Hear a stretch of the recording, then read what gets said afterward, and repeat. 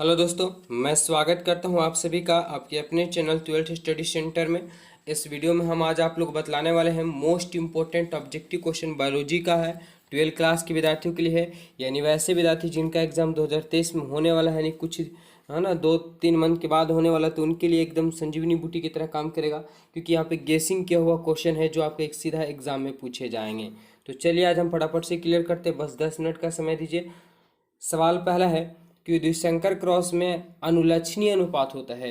तो बिल्कुल आप लोगों को पता है, तो कमेंट बॉक्स में फटाफट से बता सकते हैं। ठीक है, तो द्विशंकर क्रॉस में अनुलक्षणीय जो अनुपात होता है 9:3:3:1 होता है। तो बिल्कुल टोटल सवाल को याद कर लेंगे, क्योंकि बहुत ही इंपॉर्टेंट क्वेश्चन है टोटल।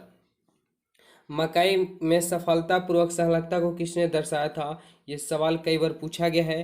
तो ये जो दर्शाया गया था, जॉन हरिश्चंद्र ने दर्शाया थे। कौन?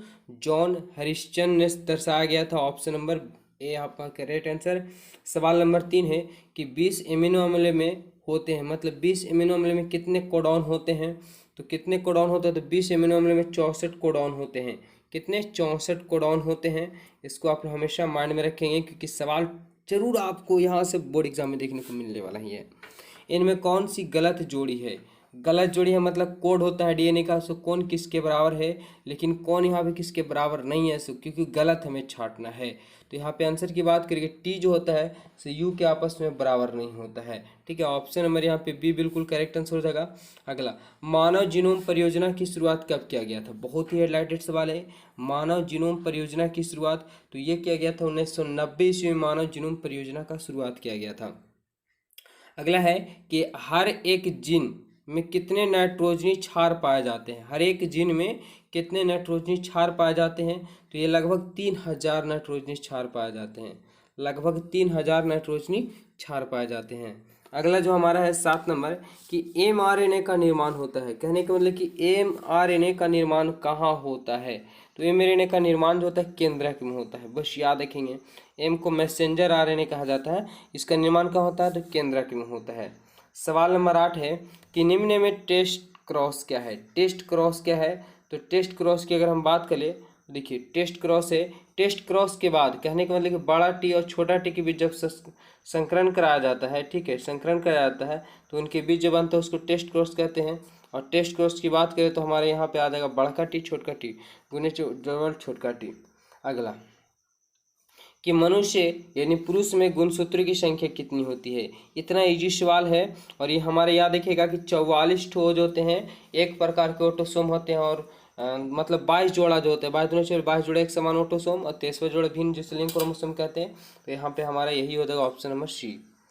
चलिए 10 नंबर सवाल में हमारा क्या बोला है? यूरेसिल किससे संबंधित है? यूरेसिल जो है किससे संबंधित है? तो यूरेसिल जो होता है आरएनए से संबंधित होता है, बिल्कुल याद रखेंगे।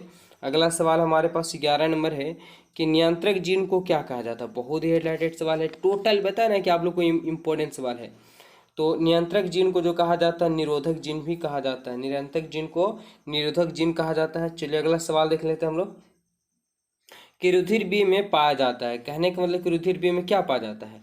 एंटीजन, ए एंटीजन और बी एंटीबॉडी पाया जाता है, या ए तथा बी एंटीबॉडी पाया जाता है? ऑप्शन सी है, ऑप्शन सी में है बी एंटीजन तथा अल्फा एंटीजन पाया जाता है। तो यहाँ पे अगर हम आंसर की बात कर ले ना, अगर आंसर की बात करें तो ऑप्शन नंबर सी बिल्कुल करेक्ट आंसर हो जाएगा। ठीक है, बी एंटीजन पाया जाता है तथा अल्फा एंटीबॉडी। सवाल नंबर 13 है, क्या पूछा? बहुत ही खास क्वेश्चन है कि अगर समान पुरुष की शादी हीमोफीलिया वाहक स्त्री से हो तो इन दोनों से उत्पन्न नर संतानों की स्थिति क्या होगी? क्या होगी? यहाँ पे 4 ऑप्शन भी दिए गए हैं, इसी में से एक आंसर छुपा हुआ है। तो याद रखिएगा कि अगर कोई समान पुरुष की शादी अगर हीमोफीलिया स्त्री से हो जाती है, ठीक है, तो उन जो उत्पन्न संतान है, संतानों में कौन संतान? नर अगर होगा तो ये 50% सही होगा, और 50% क्या होगा? रोगग्रस्त होगा। ऑप्शन नंबर सी बिल्कुल करेक्ट आंसर। सवाल नंबर 14 है कि डीएनए का पृथक्करण सबसे पहले किसने और कब किया था? बहुत ही इंपॉर्टेंट क्वेश्चन। तो डीएनए का सबसे पहले जो पृथक्करण किया गया था, ठीक है, कब किया गया था? तो 1869 ईस्वी में किया गया था। ठीक है, फ्रेडरिक मेसर के द्वारा किया गया था। किसके द्वारा? 1869 ईस्वी में फ्रेडरिक मेसर के द्वारा किया गया था। चलिए सवाल नंबर 15 हम देख लेते हैं फटाफट से कि आरएनए से जो डीएनए बनता है वह क्या कहलाता है। आरएनए से जो डीएनए बनता है उसे क्या कहते हैं, तो इसे हम लोग कहते हैं cDNA कहते हैं। क्या, cDNA कहते हैं। बहुत बढ़िया। चलिए सवाल नंबर 16 है, क्या क्वेश्चन है कि टीआरएनए ट्रांसफर है ना, टीआरएनए का आणविक भार होता है कितना होता है, तो टीएनए का आणविक भार जो होता है लगभग 23,000 के आसपास होता है। 23,000 से लेकर के 30,000 तक के होता है। ठीक है, 23,000 से लगभग 30,000 मोल होता है।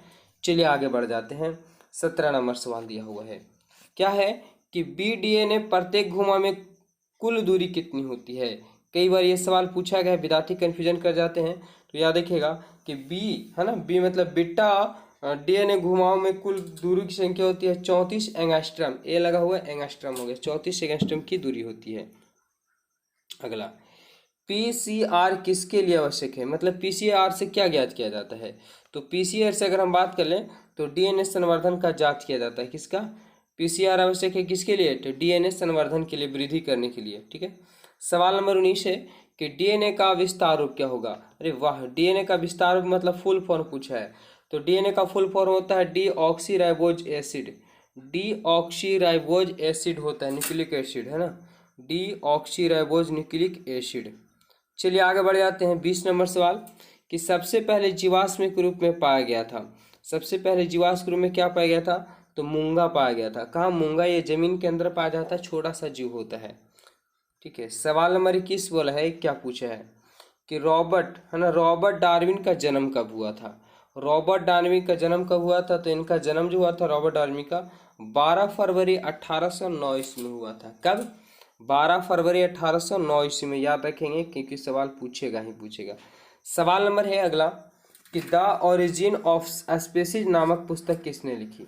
द ओरिजिन नामक पुस्तक किसने लिखी, तो ये जो द ओरिजिन नामक पुस्तक जो लिखा गया है ये लिखे, सॉरी, कब प्रकाशित हुई, नहीं, हाँ ठीक है, तो कब प्रकाशित हुआ था, तो इसकी अगर हम बात करें तो 1859 ईस्वी में प्रकाशित हुआ था। ठीक है ना, प्रकाशित हुआ था। अगला सवाल है 23 नंबर, ऑपेरॉन मॉडल किसने प्रस्तुत किया। ऑपेरॉन मॉडल जो है किसने प्रस्तुत किया, तो जैबक एवं मोनाद ने किया था। कौन, जैबक एवं मोनाद ने किया था, ऑपेरॉन मॉडल का खोज किया था।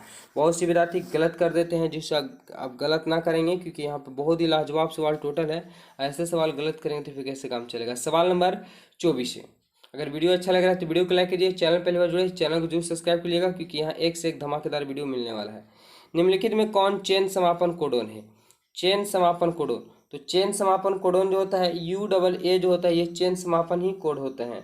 UAA जो होता है चेन समापन कोड होता है। सवाल नंबर 25 है कि मेंडल के प्रकाशन को कितने वर्ष के बाद मान्यता मिली थी। मतलब मेंडल एक नियम बता दिया गया था, आनुवंशिकता का नियम, लेकिन उसका प्रचलन जो हुआ, प्रकाशित जो हुआ, लोग दुनिया के सामने आया, वो कब आया, कितने वर्षों के बाद आया, तो 34 वर्षों के बाद, लंबा संघर्ष के बाद, मतलब लंबा वेटिंग के बाद आया था, इनका प्रकाशित हुआ था वो।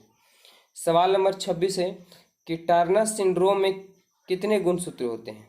तो टर्नर सिंड्रोम में जो तो गुणसूत्रों की संख्या होती है 45 होती है, बस याद रखेंगे 45 होती है।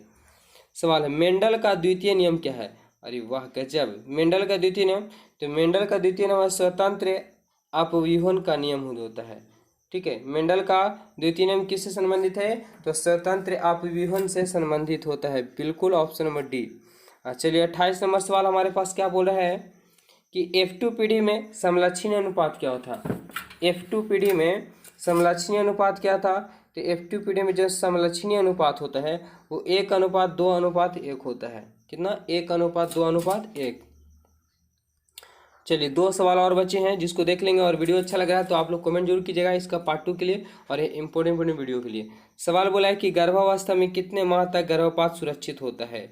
बिल्कुल, मतलब गर्भ को पूर्ण होने से पहले गर्भ कोनिका बच्चा को हटा देने क्या कहलाता है, गर्भपात कहलाता है ये, है ना। तो ये कितना माह तक सुरक्षित होता है, तो 3 माह के अंदर अंदर तक सुरक्षित होता माना जाता है। सवाल है 30 नंबर सवाल, आज का आखिरी सवाल कि डीएनए का एक जीवाणु कोशिका से दूसरे जीवाणु कोशिका में जीवाणु भोजी द्वारा स्थानांतरण को क्या कहते हैं। तो ये कहते हैं ट्रांसडक्शन। क्या कहते हैं, ट्रांसडक्शन कहते हैं। ठीक है, ट्रांसडक्शन कहते हैं। ठीक है, तो इस वीडियो में इतना ही तक रहने देते हैं। वीडियो अच्छा लगा तो वीडियो को लाइक, चैनल को सब्सक्राइब करिएगा। इसका अगला वीडियो जल्दी लेकर के आ रहे हैं।